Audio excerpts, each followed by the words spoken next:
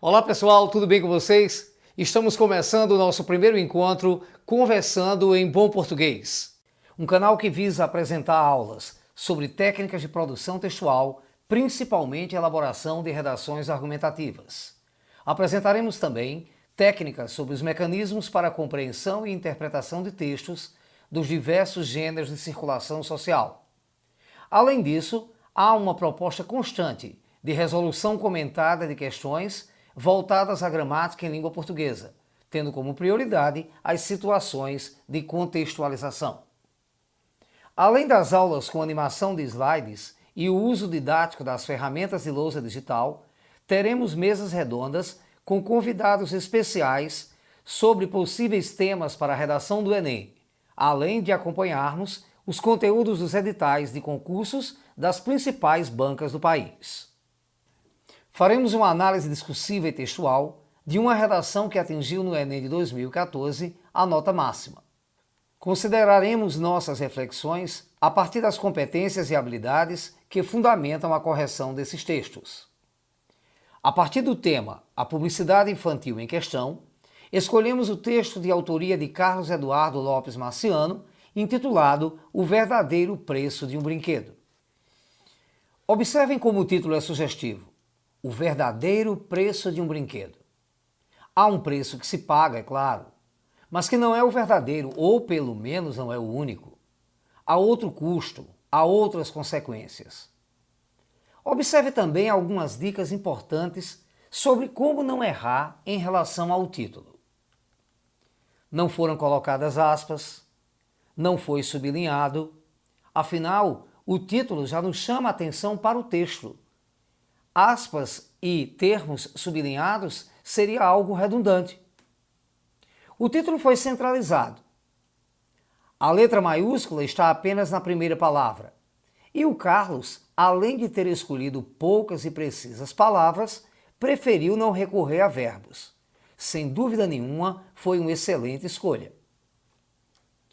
Agora vamos tratar da introdução do texto.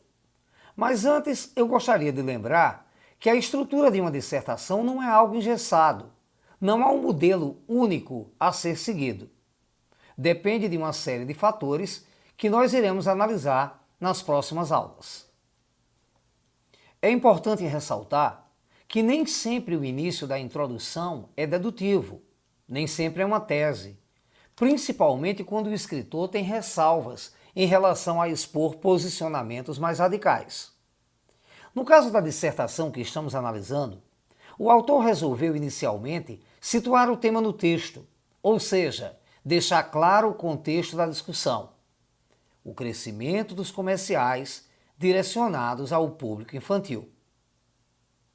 Notem que ele se baseou para tal nas estratégias usadas pelo mercado que resultam na grande quantidade de produtos fabricados para crianças e por elas consumidos.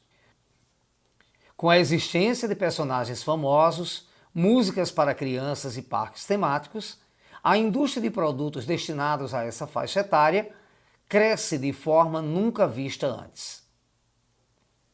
É importante observar que ele apresenta evidências que deram suporte ao que eu acabara de citar.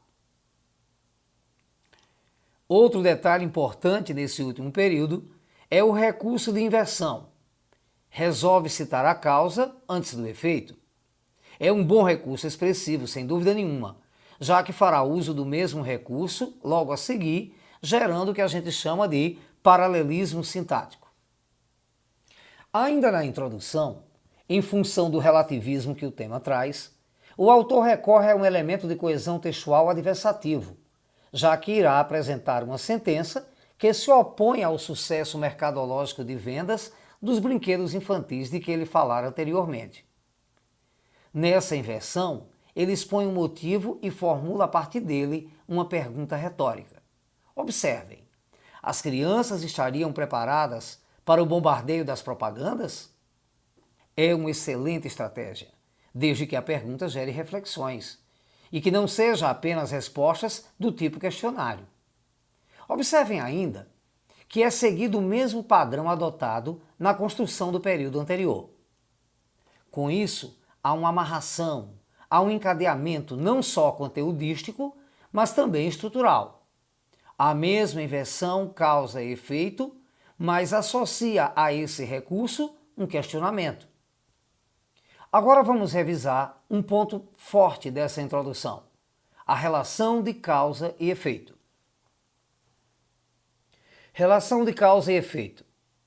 Causa: com a existência de personagens famosos, músicas para crianças e parques temáticos. Efeito: a indústria de produtos destinados a essa faixa etária cresce de forma nunca vista antes. Mais uma vez observem a causa, tendo em vista a idade desse público, e o efeito: as crianças estariam preparadas para o bombardeio de consumo que as propagandas veiculam? Chamamos a atenção para o momento de refletirmos sobre qual ou quais possibilidades seriam mais sensatas, mais coerentes para a construção do desenvolvimento do texto.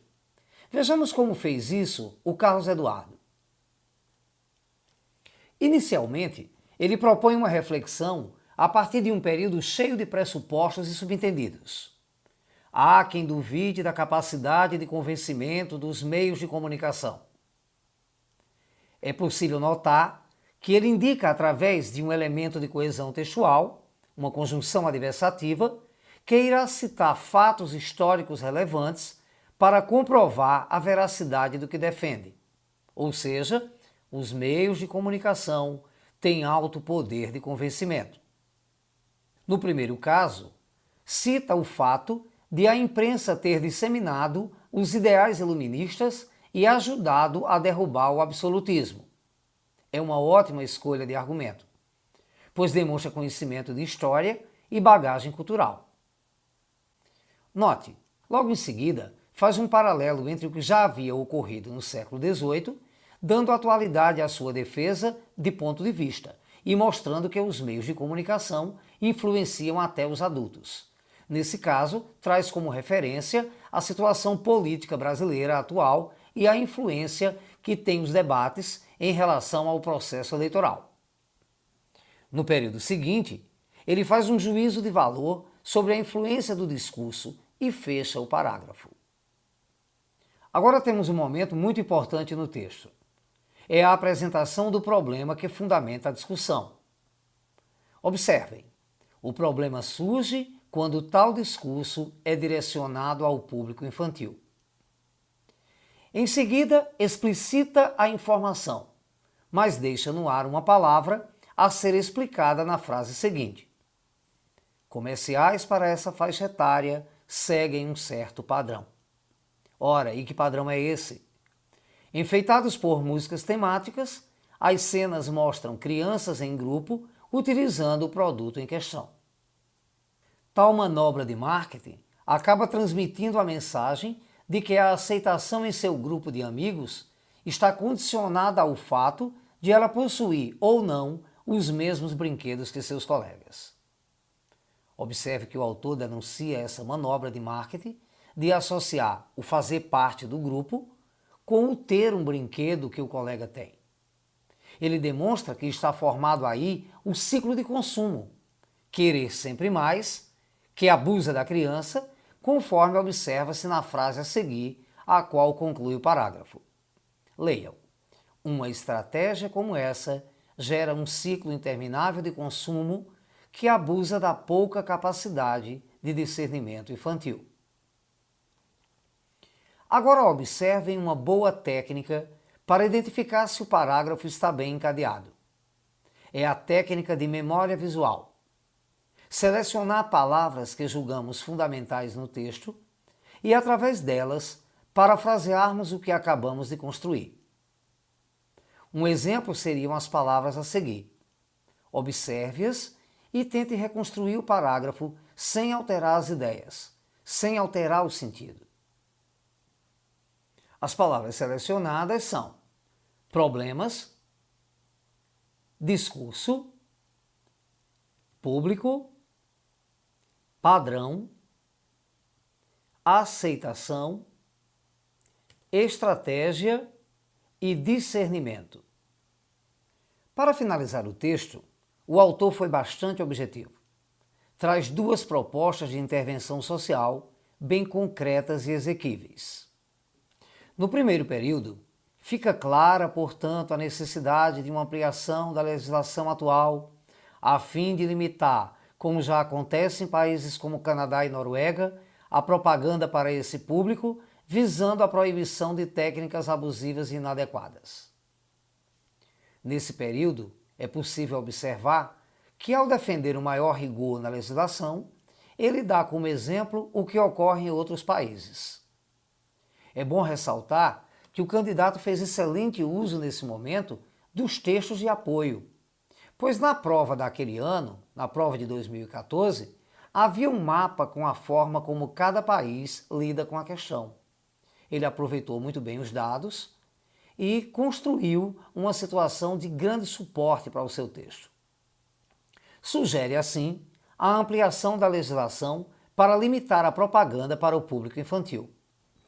No segundo momento, chamou a atenção para o fato da conscientização das crianças através de ações na sala de aula. Leiamos. Além disso, é preciso focar na conscientização dessa faixa etária em escolas, com professores que abordem esse assunto de forma compreensível e responsável.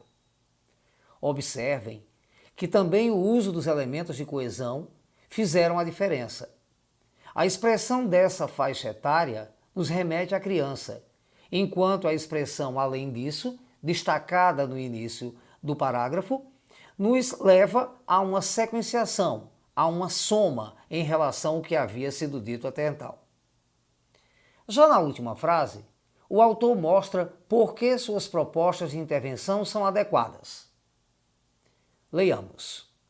Só assim construiremos um sistema que, ao mesmo tempo, consiga vender seus produtos sem obter vantagem abusiva da ingenuidade infantil. Por um lado, não afeta o sistema econômico, que depende desse comércio de produtos. Por outro, protege as crianças, coibindo abusos. A expressão só assim é o indicativo de que o texto está sendo encerrado, de que vai haver uma conclusão. Essa foi, portanto, a análise que fizemos do texto O Verdadeiro Preço de um Brinquedo. Obviamente que há muitos outros elementos que podem ser considerados. Fizemos apenas a relação de alguns que são importantes para que possam servir para você como um estímulo a construir uma redação mais bem coesa, com uma coerência resultante não só do que se diz, mas da forma como se constrói esse dizer. Bem, pessoal, estamos terminando o nosso primeiro encontro Conversando em Bom Português. Nosso próximo encontro está marcado para o dia 14 de agosto, onde trataremos do assunto concordância verbal. Inscreva-se em nosso canal e até lá!